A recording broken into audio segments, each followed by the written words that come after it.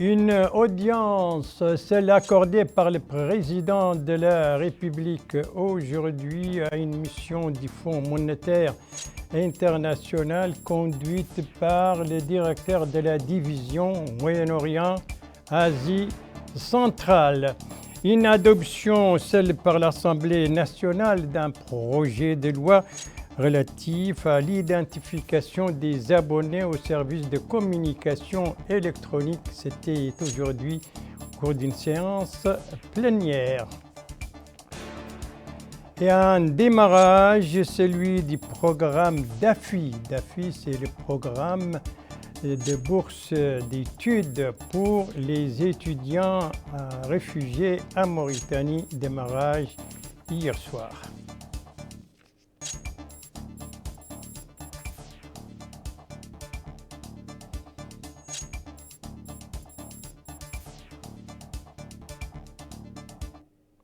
Voilà donc pour les principaux titres du journal et c'est parti. Madame, mademoiselle, monsieur, bonsoir et bienvenue à votre 21h30 de ce vendredi 19 janvier 2024. La semaine qui s'achève a été marquée par des visites, des missions des institutions de Bretton Woods. La dernière en date, c'est celle de la mission du Fonds monétaire international reçue aujourd'hui par le président de la République, M. Mohamed Ould Cheikh El Ghazouani. C'était au cours d'une audience donc. Cette mission est conduite par le directeur de la division Moyen-Orient et Asie centrale. Une audience, vous le voyez, qui s'est déroulée en présence, côté mauritanien, des ministres chargés du cabinet du président de la République, du gouverneur de la Banque centrale de Mauritanie, et d'un conseiller à la présidence de la République. Alors, qu'est-ce qui a été dit au cours de cette audience? Eh bien, le responsable, le chef de la délégation de la mission du Fonds monétaire international a donné des précisions donc sur les entretiens qu'il a eus avec le président de la République et c'était à l'issue de l'audience. De rencontrer son Excellence, Monsieur le Président de la République ce matin. Et c'était une occasion de le remercier pour à la fois l'accueil et la coopération entre la Mauritanie, son gouvernement et sa banque centrale avec le Fonds monétaire international. Au cours de nos échanges, j'ai félicité son Excellence, Monsieur le Président, des résultats déjà accomplis dans la mise en place du programme avec la première revue et aussi de l'ambition de ces deux programmes pour accompagner la Mauritanie dans sa stabilité économique, dans sa reprise, mais aussi dans sa transformation, surtout vers les nouveaux secteurs climatiques et les nouvelles économies.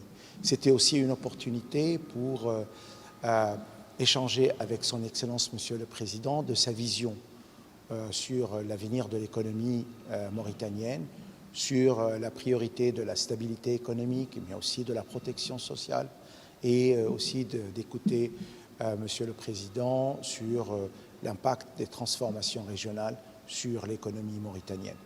J'ai eu aussi l'occasion d'assurer Monsieur le Président du soutien du Fonds monétaire, que ce soit à travers les programmes, mais aussi dans son accompagnement des réformes à travers l'assistance technique et aussi dans le cadre de la coopération régionale.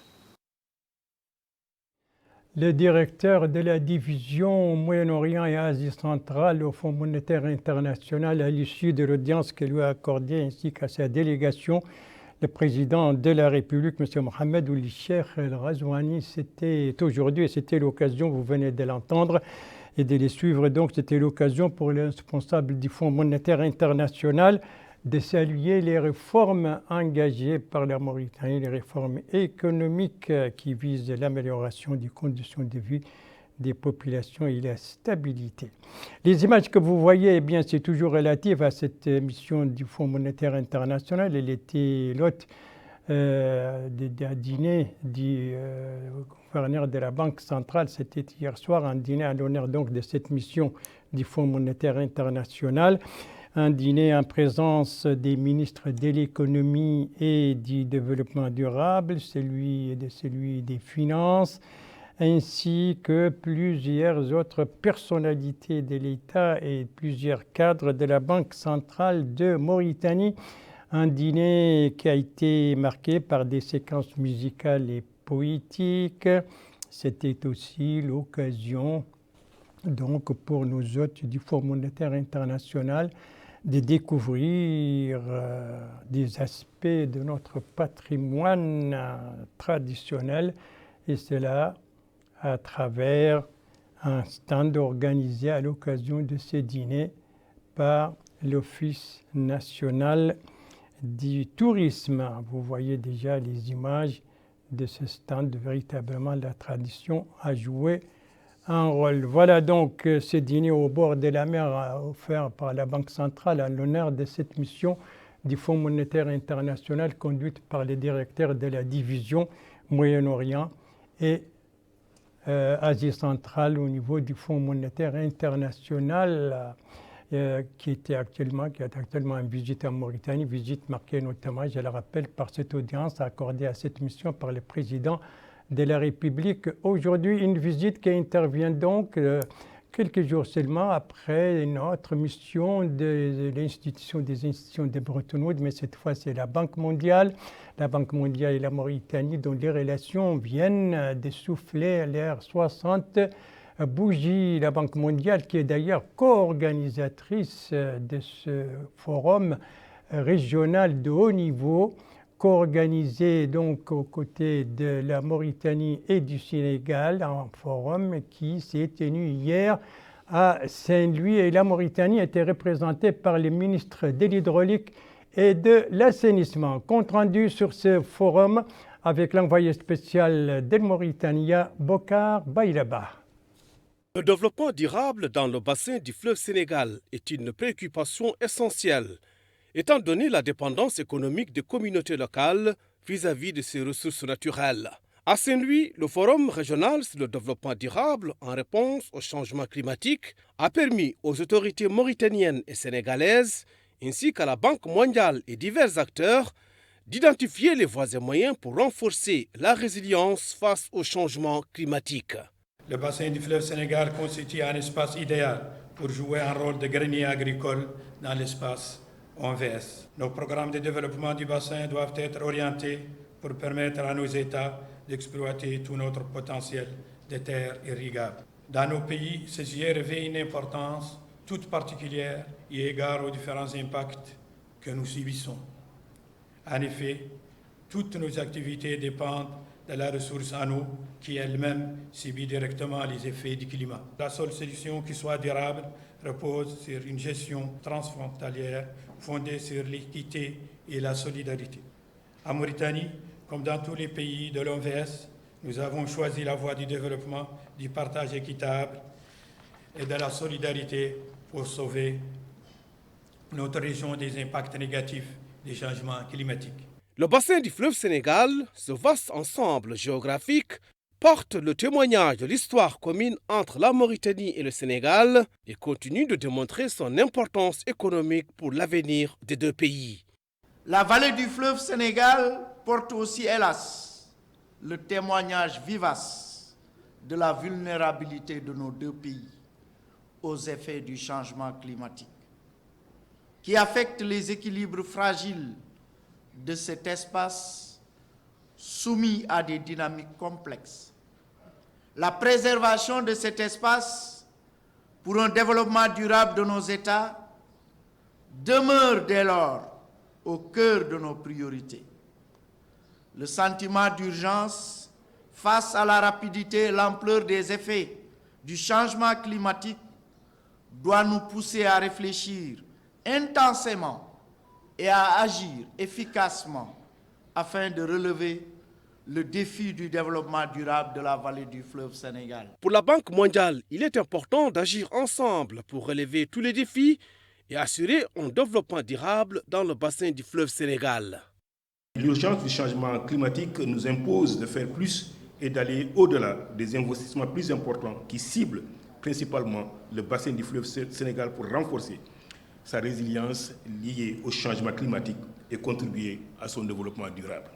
Alors, c'est dans ce contexte que le nouveau projet de développement et de résilience de la vallée du fleuve Sénégal a été présenté. Dans le cadre de ce projet, apporté un financement de 195 millions de dollars et également nous sommes en discussion très avancée avec d'autres partenaires bilatéraux comme multilatéraux pour qu'ils viennent compléter cette opération-là par des ressources bien entendu additionnelles et en faisant ainsi maximiser les bénéfices de façon synergétique et réduire bien sûr la fragmentation qui souvent induit des coûts inutiles pour les pays et par conséquent un manque à gagner. Ce nouveau projet régional ambitionne d'apporter des transformations majeures et des solutions durables dans plusieurs secteurs, notamment, entre autres, les services intégrés du bassin au niveau régional. Les responsables des collectivités locales ont aussi souligné l'importance d'une approche intégrant les dimensions économiques, sociales et environnementales pour assurer un avenir viable pour la région. Les participants ont également mis en exergue dans leurs interventions l'importance du capital humain, le secteur privé, la transition démographique ainsi que la nécessité de prendre des mesures d'adaptation et des stratégies de développement durable prenant en compte les atouts naturels du bassin. Et au cours des dernières années, les populations de la vallée du fleuve Sénégal ont été fortement impactées par les effets du changement climatique qui perturbent l'économie de la région et dégradent leur sécurité alimentaire. Dans le bassin du fleuve Sénégal, les eaux vivifiantes se mêlent à la terre généreuse, créant ainsi une tapisserie fertile d'opportunités et de ressources naturelles pour les populations riveraines. Ainsi, la Mauritanie et le Sénégal espèrent que le nouveau projet financé par la Banque mondiale permettra aux populations du bassin du fleuve Sénégal de faire face au changement climatique. Bokar Baylaba, à Saint-Louis du Sénégal pour la télévision Al Mauritania. Merci Bokar Baylaba. L'adaptation donc au changement climatique dans le bassin du fleuve Sénégal, tel était le thème de ce forum régional de haut niveau, donc co-organisé par la Mauritanie, le Sénégal et la Banque mondiale. Voilà donc pour cette page diplomatico-économique. Et venons-en maintenant à la politique intérieure du pays, à commencer par l'actualité parlementaire et cette séance plénière de l'Assemblée nationale tenue aujourd'hui sous la présidence du deuxième vice-président de cette Chambre. Séance plénière qui a permis aux députés de discuter et d'adopter un projet de loi défendu devant eux et présenté par les ministres de la transformation numérique, de l'innovation et de la modernisation de l'administration. Alors, de quel projet de loi s'agit-il, Yedali Fall? Il s'agit d'un projet de loi sur l'identification et l'utilisation des abonnés aux services de communication électronique ouverts au public. Dans une présentation devant les députés, le ministre de la Transformation numérique, de l'Innovation et de la Modernisation de l'administration, M. Mohamed Abdallahi Woulouli, a indiqué que le projet de loi s'inscrit dans le cadre de l'atteinte des objectifs contenus dans le programme du président de la République, M. Mohamed Ould Cheikh Al-Ghazouani, visant à faire de la transformation numérique un levier essentiel pour le développement social et économique du pays. Il a ajouté que le projet de loi vise à établir des règles pour identifier les abonnés aux services de communication électronique ouverts au public, en particulier à la lumière du rythme rapide des changements importants dans les pratiques d'exploitation des téléphones et autres appareils associés aux services de communication électronique et de leur utilisation à des fins cybernétiques ou non cybernétiques interdites, avertissant que ces variables ont provoqué l'émergence de nouveaux schémas criminels, ce qui oblige notre pays à développer son cadre législatif préventif pour les affronter et les éliminer, a dit le ministre. Il a souligné que les principales dispositions du projet de loi visent à obliger les opérateurs à identifier les abonnés grâce à l'utilisation de la correspondance biométrique et d'exiger la commercialisation de toute carte SIM ou de tout autre dispositif d'accès au réseau des services de communication électronique en pré-identifiant l'abonné. Cette exigence oblige, a dit le ministre, toute personne physique ou morale désireuse de souscrire un abonnement auprès d'un opérateur à présenter son identification conformément aux conditions précitées dans cette loi, obligeant l'opérateur à prendre toutes les mesures pour remplir les obligations liées aux conditions de traitement des données à caractère personnel, conformément aux dispositions de la loi 2017-020 relative à la protection des données personnelles. Le ministre a souligné que le projet de loi précise des sanctions et amendes qui doivent être infligées aux contrevenants à ces dispositions, qu'il s'agisse d'opérateurs ou d'abonnés. Il a indiqué que la possibilité d'émettre un décret permettant aux visiteurs d'obtenir des cartes SIM temporaires et de les enregistrer sur l'empreinte faciale à l'aéroport, qui est une technologie adoptée dans certains pays voisins, sera envisagée, notant que des travaux sont en cours pour améliorer les services de communication et élargir le champ de couverture. M. Oulouli a souligné que les sites de réseautage social représentent un défi éthique urgent, soulignant que malgré la difficulté de les surveiller, le ministère s'efforce d'adopter des mises à jour techniques qui permettent le blocage et la fermeture facultative, en particulier pendant la période des examens. Dans leurs interventions, les députés ont salué l'importance du contenu du projet de loi dans le renforcement de la sécurité nationale et le contrôle de l'accès aux services de communication électronique dans le pays, ce qui faciliterait la lutte contre la criminalité et le suivi des criminels, ont-ils dit. Ils ont souligné la nécessité de respecter la vie privée des individus et de protéger leurs données personnelles, appelant au développement des cartes SIM à valider temporairement pour permettre aux visiteurs et aux touristes d'accéder aux services de communication de manière fiable, d'encourager le tourisme dans notre pays et de raviver nos valeurs profondément enracinées d'honorer les clients.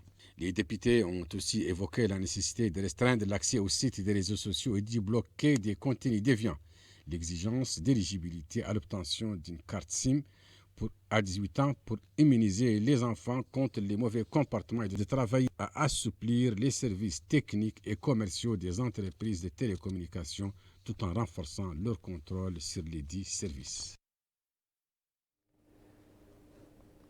Et ça, c'était donc cette séance plénière de l'Assemblée nationale aujourd'hui qui a permis de discuter et adopter le projet de loi relatif à l'identification des abonnés aux services de communication électronique, un projet qui était défendu et présenté devant les députés par le ministre de la Transformation numérique, de l'innovation et de la modernisation de l'administration. On reste encore un instant dans l'hémicycle de l'Assemblée nationale car les images qui défilent devant vous, c'est les images d'une réunion aujourd'hui de la Commission des affaires économiques de l'Assemblée nationale, réunion consacrée à l'examen de plusieurs projets de loi présentés et défendu devant la Commission par le ministre de l'Économie et du Développement durable. Sont relatifs, ces projets de loi, à des accords entre la Mauritanie et le Fonds africain de développement d'une part et d'autre part entre la Mauritanie et la Banque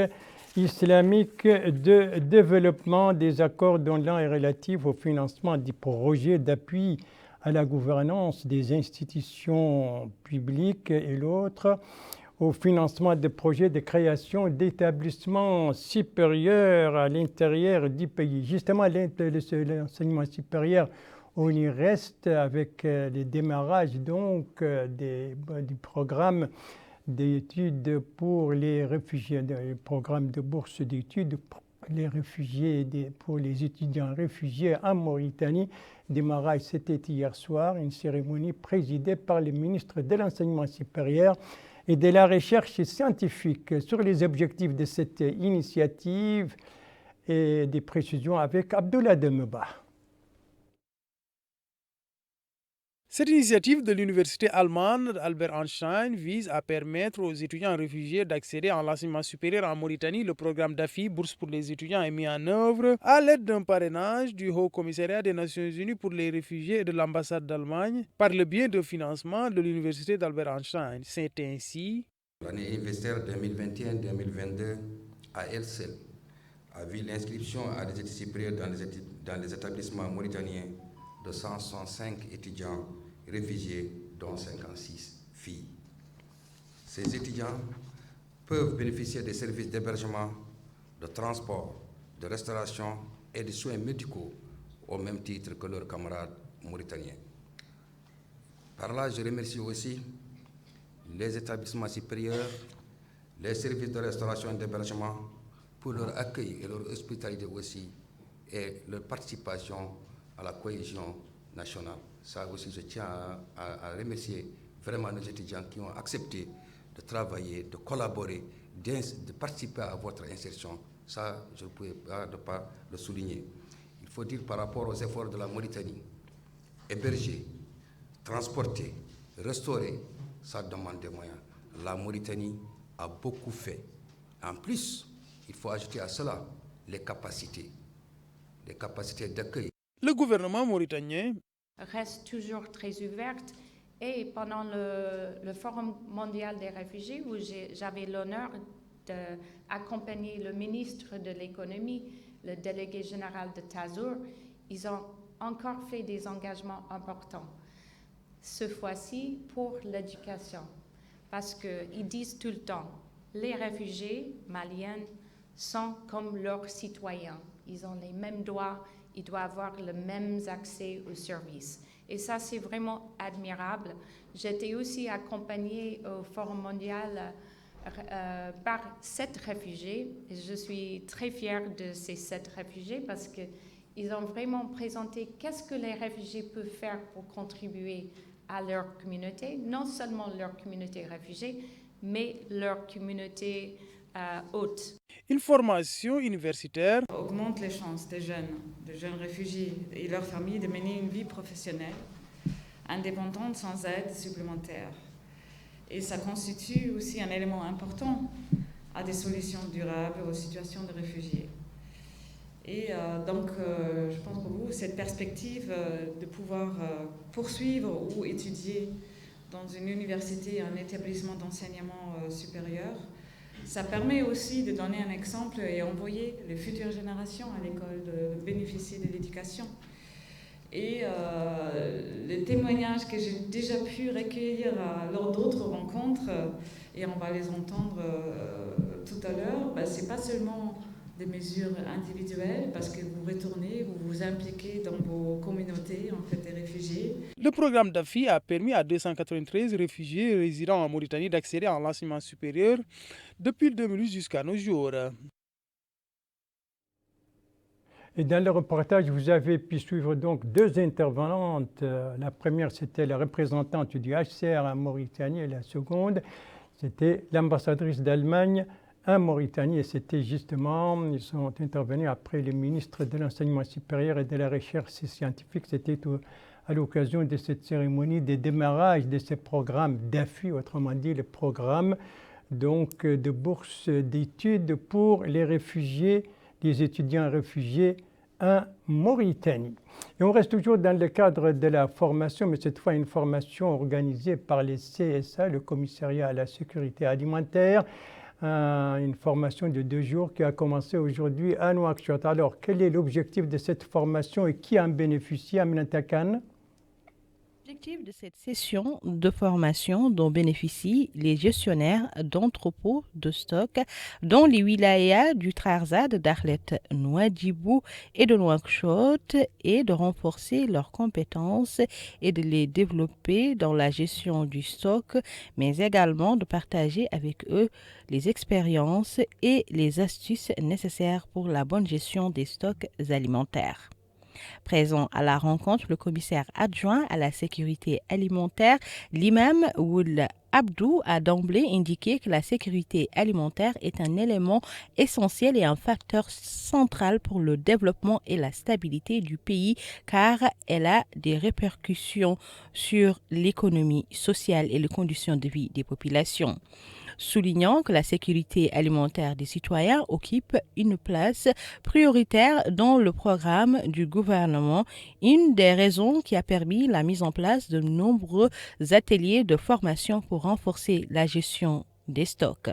Le commissaire adjoint a indiqué qu'environ 135 000 tonnes ont été bien gérées l'année dernière, et ce qui a permis d'augmenter la capacité de stockage du commissariat à la sécurité alimentaire de 107%. Lui succédant, le directeur adjoint du programme alimentaire mondial a salué les efforts de notre pays allant dans ce sens. C'est un plaisir et un honneur pour le programme alimentaire d'être aujourd'hui avec vous et de célébrer ce que nous considérons comme étant un partenariat stratégique entre le programme alimentaire mondial et le gouvernement de la Mauritanie. Comme vous le savez, la sécurité alimentaire et la nutrition passent par l'accès des populations à des diètes alimentaires saines, hygiéniques, sécures, donc qui respectent les règles sanitaires, et les préconditions pour l'atteinte de ces objectifs sont une gestion rigoureuse des chaînes d'approvisionnement, des magasins, des stocks qui respectent les règles de l'art en matière de stockage, de reconditionnement, de suivi de la qualité, des expéditions, du transport. Et pour cela, des principes importants que je me permettrai de rappeler: l'intégrité, la transparence, la redevabilité, qui sont des maîtres mots qui sont basés sur des systèmes, des outils et des standards et bonnes pratiques. Il est à noter que le maintien de la sécurité alimentaire et nutritionnelle est essentiel pour que la population puisse bénéficier d'une alimentation saine et respectueuse des règles d'hygiène. Ça, c'était cette session de formation donc organisée par les CSA, une session de formation sur la gestion des entrepôts ou des stocks donc alimentaires au profit des gestionnaires dans 3 wilayas, Trarza, Nouakchott et Dakhlet Nouadhibou. Justement, Dakhlet Nouadhibou, dont le Wali vient d'effectuer une visite à Boule-Noire. Sur les activités du Wali au cours de cette visite à Boule-Noire, un reportage de notre correspondant permanent là-bas, le Bat Limder, compte rendu, revient en français par Yedali Fall. Au cours de sa visite dans la Muqata'a de Boule-Noire, le wali de Dakhlet Nouadhibou, M. Mahi Oulhamid, s'est rendu au bureau de l'enrôlement des citoyens ouverts pour inscrire les Mauritaniens n'ayant pu le faire au cours des années passées. Sur place, le wali a été édifié sur les étapes par lesquelles passent les citoyens pour leur enrôlement. Ce cadre a expliqué que les équipes travaillent d'arrache-pied pour réussir leur mission. Il a souligné qu'il y avait un manque de personnel pour faire face à l'ampleur de la tâche, que le problème a été résolu car des équipes sont venues renforcer celle-ci. Les citoyens ont à leur tour apprécié les méthodes utilisées et loué la volonté des pouvoirs publics d'enrôler tous les Mauritaniens. Merci de suivre le JTF d'El Mauritania, la suite du journal avec une remise et des préparatifs. Une remise, c'est celle de financement à des groupements féminins. Cela se déroule dans la wilaya du Guidi Maha et cela c'était aujourd'hui. Eh bien, précision sur ce programme, qu'est-ce qui en bénéficie, le montant, l'enveloppe financière. C'est une action du MASEF.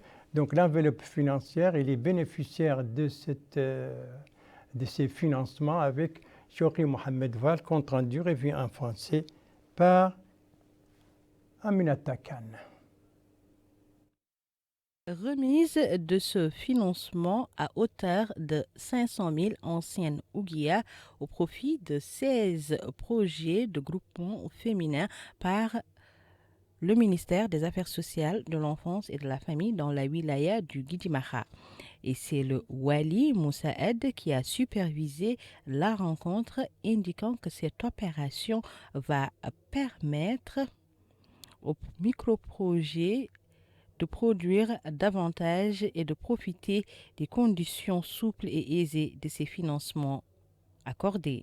Il a indiqué que le département déploie de grands efforts pour trouver des solutions aux problèmes posés par les femmes d'une manière générale et les coopératives d'une manière particulière dans le but de redynamiser leur participation dans le processus de développement, précisant que les efforts entrepris par le gouvernement visent à mettre en place des projets en faveur des femmes qui seront de nature à améliorer le cadre institutionnel de leur groupement.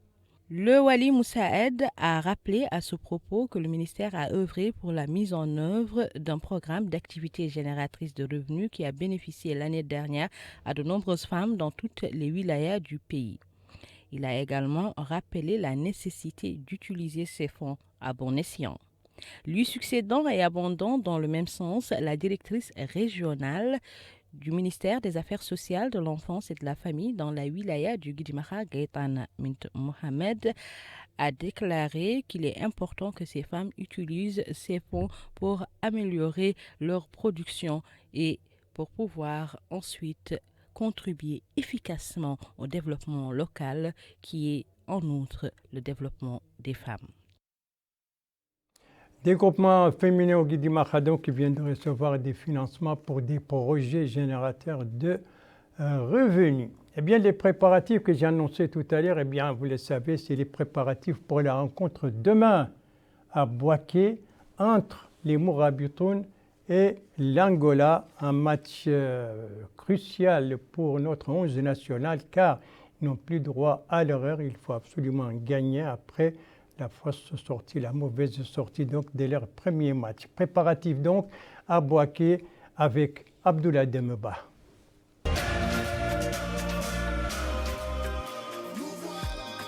Bouaké est la ville qui accueille les Mourabitoun dans le cadre de cette CAN. En plus de l'équipe nationale, le Burkina, l'Algérie et l'Angola sont aussi établis au niveau de cette ville, connue pour l'hospitalité légendaire de ses habitants. Ce citoyen mauritanien dit venir de la ville de Nouadhibou pour soutenir les Mourabitoun. Il affirme que la paix règne au niveau de la ville de Bouaké et tout se passe bien. En prélude de leur opposition face à l'Angola, les Mourabitoun se sont entraînés afin d'être fin prêts pour en découdre avec les Palancas Negras. Les poulets d'Amir Abdou sont gonflés à bloc pour défendre âprement les couleurs nationales. Les joueurs sont prêts à faire face à l'Angola. C'est ce que dit ce joueur de l'équipe nationale qui indique que tous les membres de l'équipe sont disponibles pour ces rencontres. On s'est entraîné et on compte, dit-il, mettre en exécution tout ce qu'on a eu à pratiquer à l'entraînement. À la suite de ce deuxième match face à l'Angola, notre équipe nationale sera opposée à l'Algérie dont l'entraîneur a fait part des progrès du football mauritanien. À la suite de ce deuxième match face à l'Angola, notre équipe nationale sera opposée à l'Algérie dont l'entraîneur a fait part des progrès du football mauritanien. La Mauritanie a fait sensation sur ce match-là. Ils ont été très ambitieux, ils ont bien travaillé ensemble. Ils auraient pu, le score aurait pu basculer en votre faveur.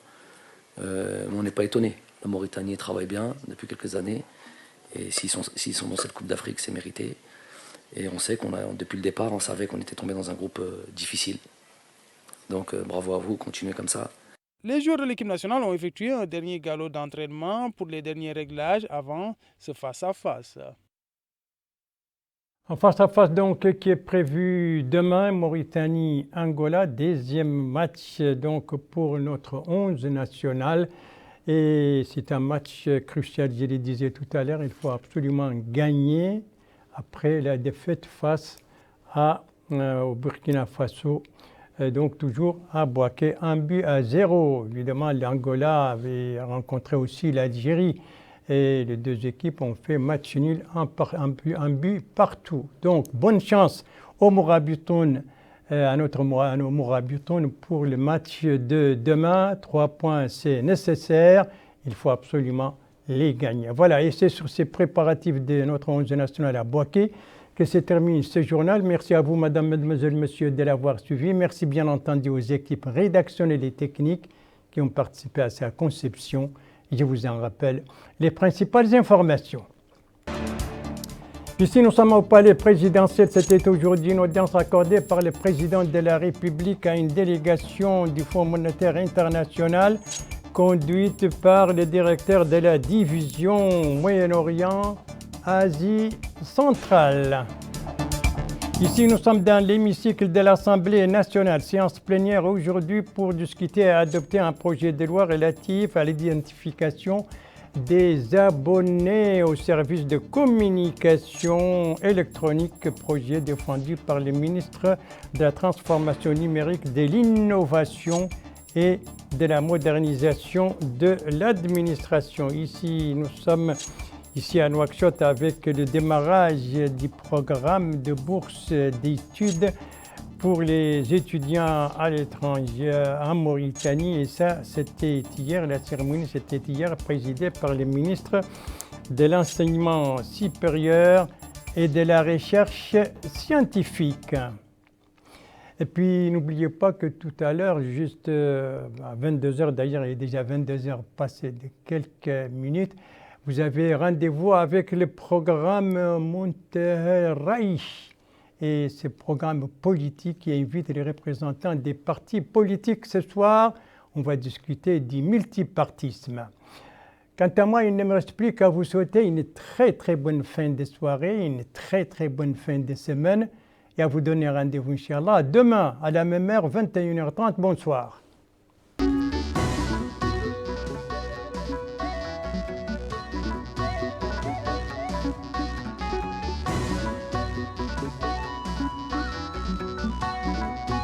Thank you.